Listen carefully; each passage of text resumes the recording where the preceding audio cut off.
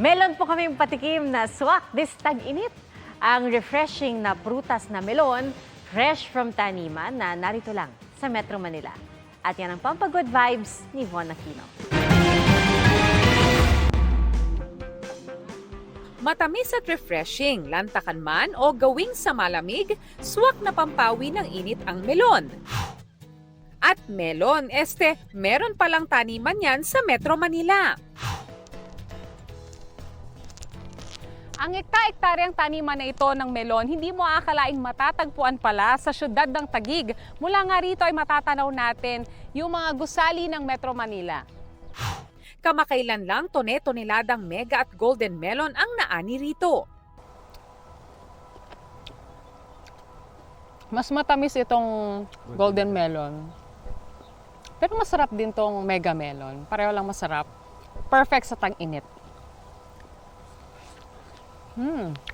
Nung nandito ka sa syudad, malapit sa market ang iyong product.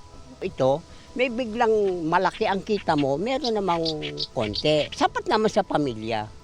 15,000 to 80,000 pesos ang kita ng kada magsasaka, depende sa rami ng ani. Malaking bagay raw ito dahil isang beses kada taon lang sila nakapagtatanim ng melon, lalo't lubog ang bukirin tuwing tag-ulan. Sa pagkakataong ito, pangingisda naman sa Laguna de Bay ang nagiging hanap buhay nila. Yung Laguna Lake, pagka umapaw na siya magpupunta na siya dito sa bukirin namin. Tapos dito naman yung ibang isda, dito naman sila nag-i-stay, dito sila nanginginain. Kaya yun ang nagiging hanap buhay namin. Ang pagmemelon extended din sa mga nakatira sa paligid ng bukid sa syudad. Si Carla Bernal, 13 taon nang nagtitinda ng melon. Diyan ko po kinukuha yung pagpaparal ng mga anak ko. So, pangkain ko po araw-araw.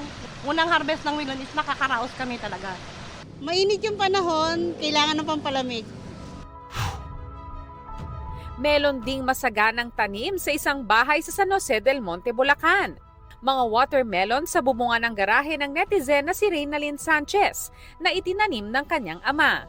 Nagulat ako, hindi ko po kasi alam na may watermelon pala doon. Kaya pag silip ko, sabi ko, ay, oo nga, ang cute, kaya binidyo ko po. Para sa GMA Integrated News, Von Aquino, nakatutok, 24 oras.